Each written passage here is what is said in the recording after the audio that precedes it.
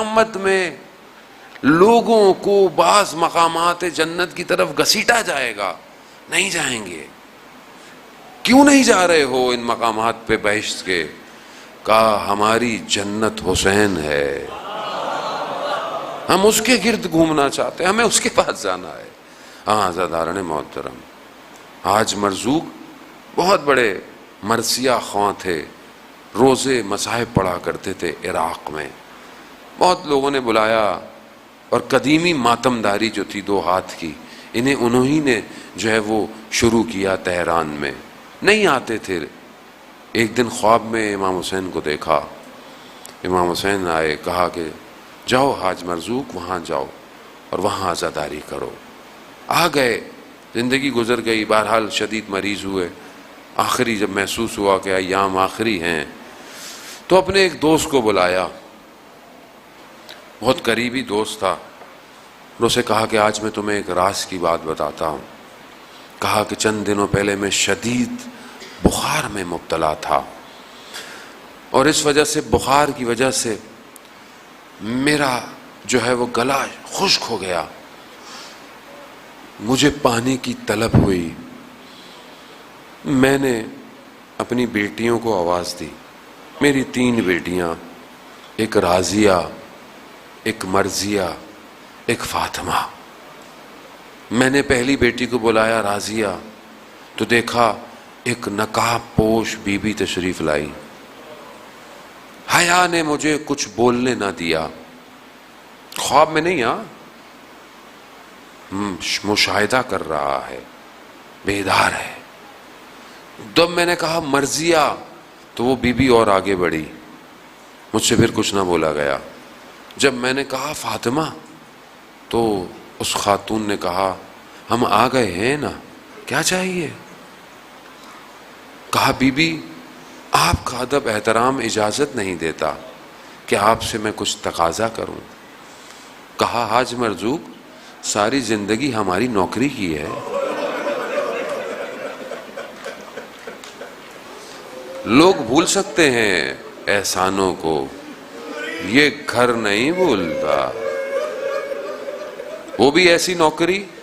اللہ، کہا ساری زندگی تم نے ہماری نوکری کی ہے، اب کچھ ہم بھی تمہارے لیے پانی چاہیے۔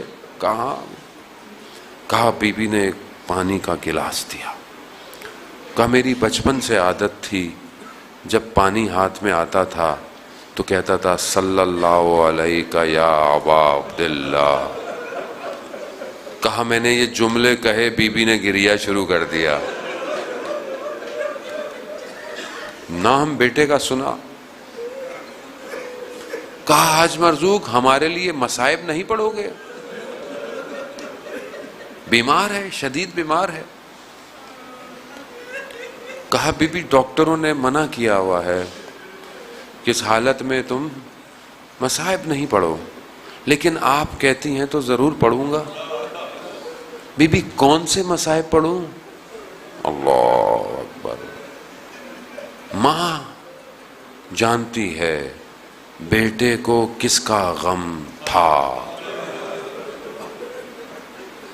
بیٹے کو بیٹے کا غم زیادہ تھا۔ کہا حاج مرزوق علی اصغر کے مصائب پڑھو۔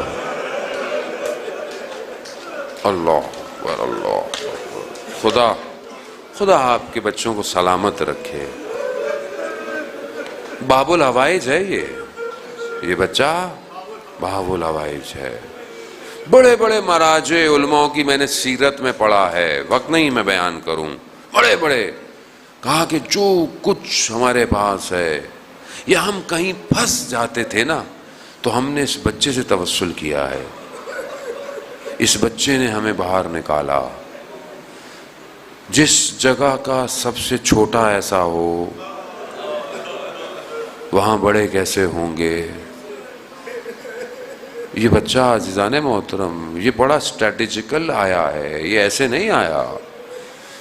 یہ بچہ، وہ وقت آیا جب امام نے استغاثہ بلند کیا، جب کوئی بھی نہیں ہے، سب جا چکے ہیں، کبھی تلوار کو زمین سے لگ کے امام دائیں دیکھتے ہیں بائیں دیکھتے ہیں، آئینہ آئینہ مسلم، آئینہ آئینہ ہانی ابن عروہ، آئینہ آئینہ حبیب ابن مظاہر، کہاں ہو؟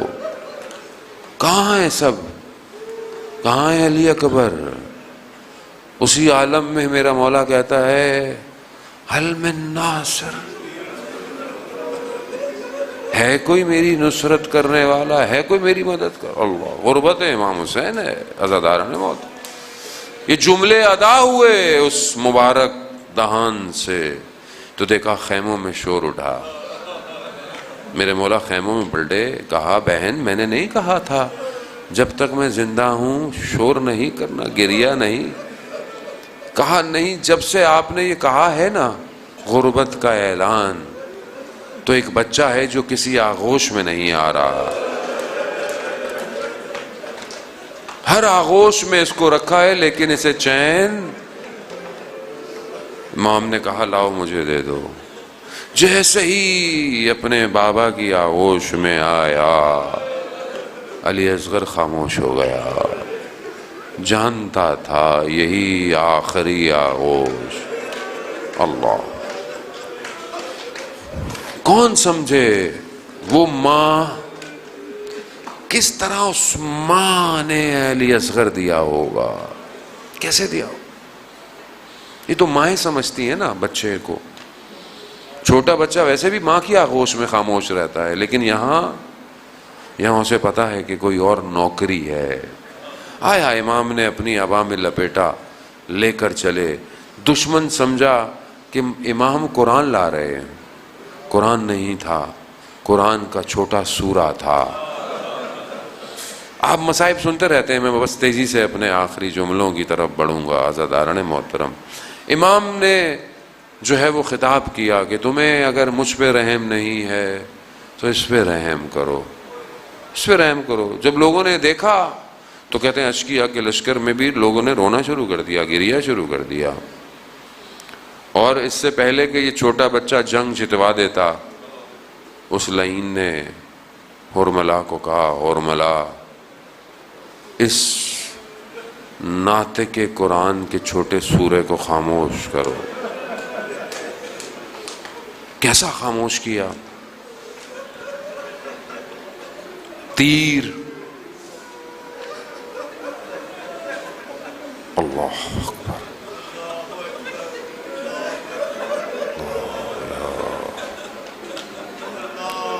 نہیں ترک کر سکتے اس لمحے کو کہ جہاں حسین اس پھول کو پانی دینے لایا تھا۔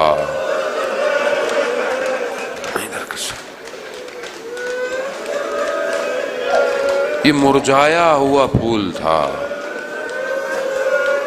تیر آیا، آ کر علی اصغر کی گردن پہ لگا۔ علی اصغر اپنے بابا کی آغوش میں پلٹا، باپ کو دکھانا نہیں چاہتا تھا، وہ مسکراہٹ وہیں رہ گئی۔ سنیں گے جملے۔ مقتل کیا کہتا ہے؟ مقتل یہ نہیں کہتا کہ تیر نے علی اصغر کو ذبح کیا، نہیں، تیر نے علی اصغر کو نہر کیا، جیسے اونٹ کو نہر کیا جاتا ہے نا، وہاں لگا کہ یہاں تک کہ تیر میرے مولا کے بازوؤں میں پیوست ہوا، خون سے سیراب ہوا ہے علی اصغر۔ خون نہ آسمان لے رہا ہے نہ زمین لیتا ہے، اپنے خضاب لگایا علی اصغر کے خون کو۔ بس اب کیا ہے، کہاں جائے؟ ہائے سلام اس ماں پر کہ جو سائے میں نہ بیٹھی کبھی، کیسا جگر ہوگا اس کا۔ دو روایتیں ہیں مقتل میں کہ میرے مولا خیمے لے کے گئے، لیکن کوہرام تھا، لے لیا، لیکن لے کے کیسے گئے؟ جو صبح سے بدن کو لا رہا ہے، لاشوں کو لا رہا ہے، وہ کیسا ہوگا؟ لیکن نہ جانے اس بدن میں کیا تھا کہ یہ بدن بھاری ہو گیا۔ ایک قدم آگے، انا للہ و انا الیہ راجعون، ایک قدم پیچھے، میرے مولا سے قدم نہیں بڑھائے جاتے۔ علی اصغر کا وجود اتنا سنگین ہوا میرے مولا کے لیے کہ یہاں پر خیمے نہیں گئے، روایات بعض کہتی ہیں خیموں سے رخ کو موڑا، خیموں کے پیچھے گئے، اپنی تلوار سے ننھی سی قبر بنائی، علی اصغر کو سلایا۔ اب کہتے ہیں امام سے اٹھا نہیں جاتا تھا، آواز غیب آئی، حسین اٹھو، ریت کو جھاڑ کر نہ جانے حسین کیسے اٹھا مجھے نہیں پتا۔ مقتل خاموش ہے کہ کیا وجہ تھی کہ خیموں کے پیچھے چھپایا تھا۔ شاید امام کے ذہن میں ہو کہ روز عاشوراء یہ نیزے لے کر جنازوں کو گننے آئیں گے، نہ جانے کہیں کسی نیزے میں